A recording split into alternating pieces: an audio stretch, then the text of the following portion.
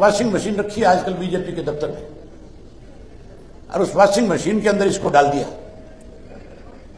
35 minute बाद बाहर निकाला, निकाल करके कहने लगे अब आप कोयला चोर नहीं कोई नूर हो,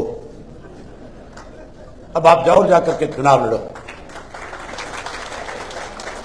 लेकिन कुरुक्षेत्र के लोगों ने एक फैसला कर लिया कि जो कोयला चोर है, जो कोई नूर बनकर के आए, हम इसको कोयला नहीं राख बना करके भेज देंगे यहां से। कांग्रेस तो वहां मैदान ही छोड़ गई।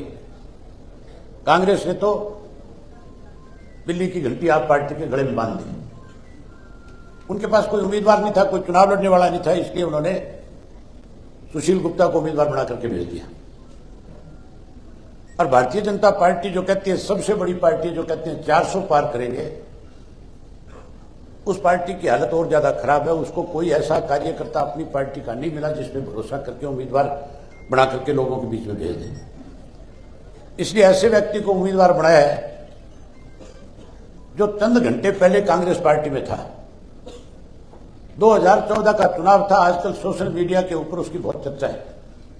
2000 के चुनाव के अंदर हमारे देश का प्रधानमंत्री भी आया था बीजेपी के उम्मीदवार के पक्ष में प्रचार करने के लिए, और जब प्रचार कर रहा था तो अपने भाषण में मोदी जी ने कहा था कि मैंने तिजोरी के अंदर गहना देखा है, पैसे देखे हैं, सोना और चांदी देखा है, लेकिन एक तिजोरी ऐसी भी है जिसमें 40,000 करोड़ का कोयला पड़ा है। उसका कहने का सीधा सीधा मतलब था कि जो नवीन जिंदल कांग्रेस का उम्मीदवार है, कांग्रेस पार्टी के सत्ता में रहते हुए उसके खाद्यान्न ठेके पे लिए, लीज पे लिए, और उनसे 40,000 करोड़ का कोयला निकाल करके बेचने का काम किया। और कह रहे थे कि अगर हमारी सरकार बन गई तो हम इसकी जांच कराएंगे, दोषी पाए जाने पे वसूली करेंगे और इसको जेल की सलाखों के पीछे भेजने का काम करेंगे। सरकार तो बन गई भाजपा की, लेकिन जेल भेजने की बजाय ईडी का डर और भय दिखा करके चंदा ले लिया।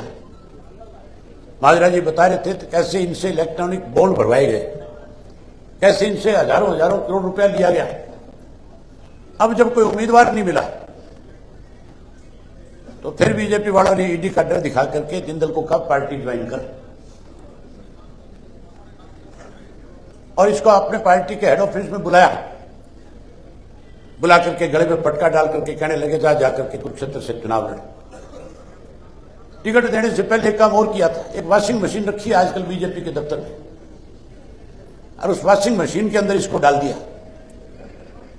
35 मिनट बाद बाहर निकाला, निकाल करके कहने लगे अब आप कोयला चोर नहीं कोई नूर हो, अब आप जाओ जाकर के चुनाव लड़ो। लेकिन कुरुक्षेत्र के लोगों ने एक फैसला कर लिया कि जो कोयला चोर है, जो कोई नूर बन करके आए, हम इसको कोयला नहीं राख बना करके भेज देंगे यहां से। जहां कुरुक्षेत्र जीतोगे, वही सरसा की तो वीडियो आजकल आप देख रहे होंगे। भाजपा का कैंडिडेट जिस किसी गांव में जाता है लोग विरोध करते हैं, लोग सामने से सवाल करते हैं और पूछते हैं कि तू जब सांसद था हमारे गांव में 5 लाख क्या गया था, 10 लाख क्या गया था, आज कैसे आया है। लोग मान के चलो सरसा की जो सीट आए, हर हालत में हालात इस किस्म के कि इंडियन नेशनल लोकदल पार्टी जीतेगी।